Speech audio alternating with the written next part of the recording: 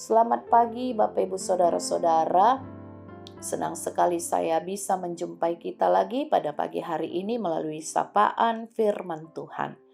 Karena itu sebelum kita bersama-sama mendengarkan firman Tuhan, mari Bapak Ibu Saudara-saudara terlebih dahulu kita berdoa.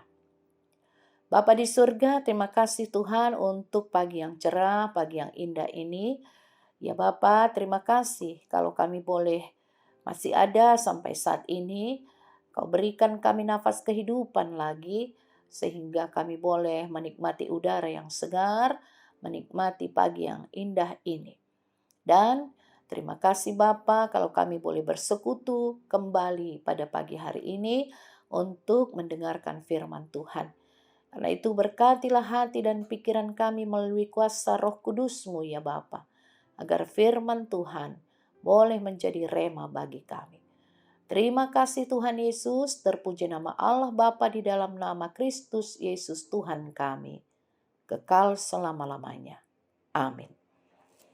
Bapak Ibu Saudara-saudara, firman Tuhan yang akan kita dengar pagi hari ini diambil dari kitab Yehezkiel 16 ayat 8. Demikian dikatakan oleh firman Tuhan. Maka aku lalu dari situ dan aku melihat engkau, sungguh engkau sudah sampai pada masa cinta birahi. Aku menghamparkan kainku kepadamu dan menutupi auratmu. Dengan sumpah aku mengadakan perjanjian dengan engkau. Demikianlah firman Tuhan Allah, dan dengan itu engkau aku punya. Demikian firman Tuhan. Bapak Ibu Saudara-saudara, nats ini adalah nats dalam konteks di mana Tuhan Allah mengatakan atau memberikan simbol bahwa hubungan antara Allah dan umatnya Israel seperti hubungan suami dan istri, di mana suami adalah kepala, di mana suami sangat mengasihi istrinya. Sehingga apapun yang menjadi kekurangan istri, kelemahan istri, suami menutupinya karena kasih sayangnya kepada istrinya. Dan itulah yang disimbolkan oleh Allah, yang disampaikan melalui Nabi Yehezkiel, bahwa sekalipun umatnya Israel berdosa, melanggar perintah Tuhan, tetapi Tuhan Allah mengampuni mereka. Dan Tuhan Allah begitu mengasihi umatnya itu. Itu sebabnya dikatakan, aku menghamparkan kainku kepadamu dan menutupi auratmu. Dosa-dosa Israel diampuni oleh Tuhan Allah. Bahkan dikatakan, dengan sumpah aku mengadakan perjanjian dengan engkau. Itulah perjanjian Allah dengan umat Israel yang telah disampaikan sejak nenek moyang mereka kepada Abraham, Ishak, dan Yakub. Itu sebabnya Tuhan Allah mengatakan kepada bangsa itu, engkau aku punya. Umat Israel adalah kepunyaan Allah. Itu sebabnya Tuhan sangat mengasihi umatnya itu dan mengampuni segala dosa dan pelanggaran mereka. Tetapi apakah umat Israel saja yang mendapat pengampunan dari Tuhan, yang dikasihi oleh Tuhan? Apakah Tuhan hanya mengadakan perjanjian dengan umatnya Israel, Bapak Ibu Saudara-saudara? Tentu saja tidak demikian. Kepada kita semua, kasih Allah bersifat universal kepada setiap makhluk, kepada kita umatnya yang dikasihinya. Semuanya kita adalah umat Tuhan.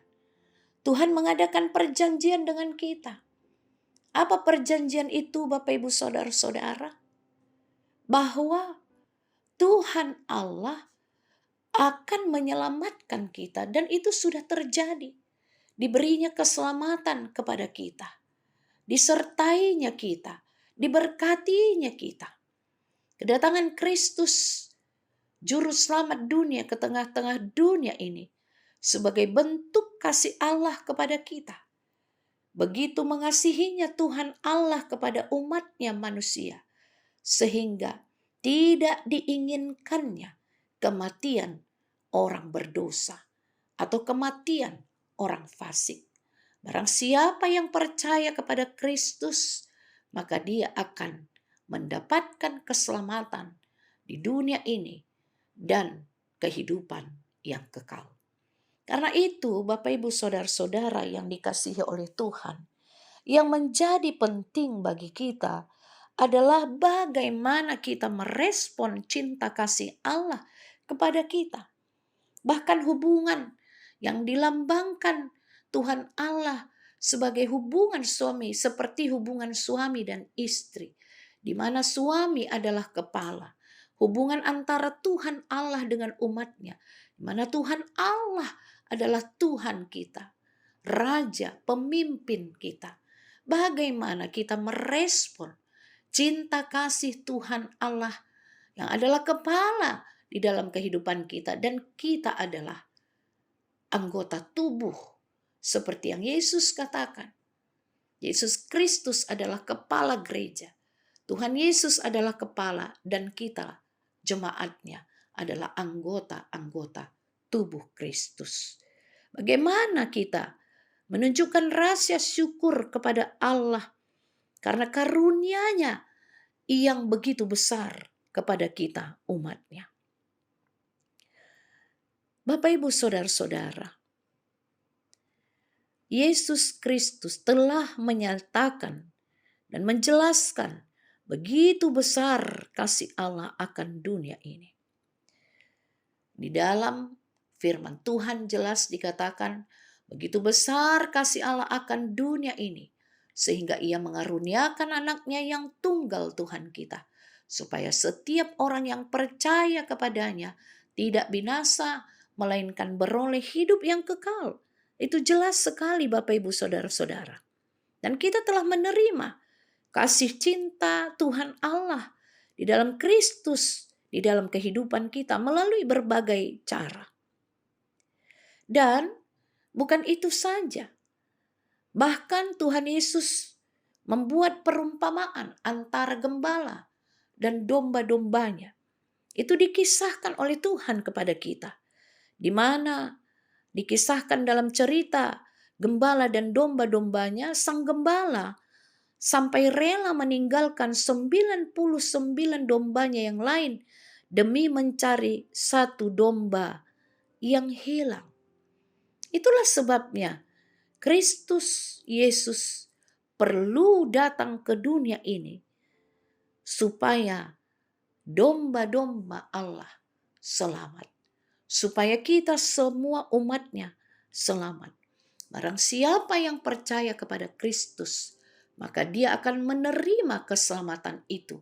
Karena dialah Tuhan, dialah Raja, dialah jalan, dialah kehidupan. Di tangannya lah kunci kerajaan Allah.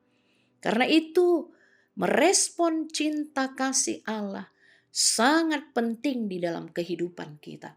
Karena segala dosa-dosa kita telah diampuninya.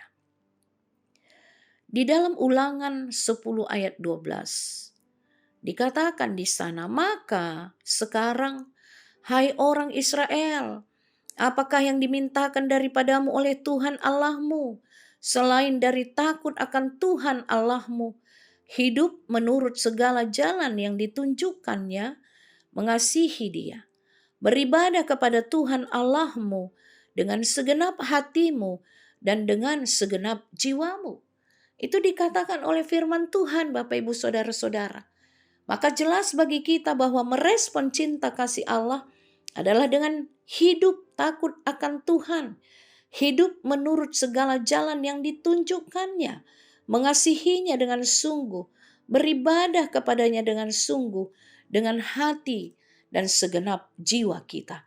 Itulah respon yang harus kita berikan kepada kasih Tuhan yang luar biasa, di mana manusia telah menerima karunia kasih karunia itu di dalam kehidupannya. Tetapi memang seringkali manusia sulit merespon cinta kasih Allah dengan benar karena kapasitas hati kita yang terlalu kecil akibat mengerut oleh karena dosa-dosa kita.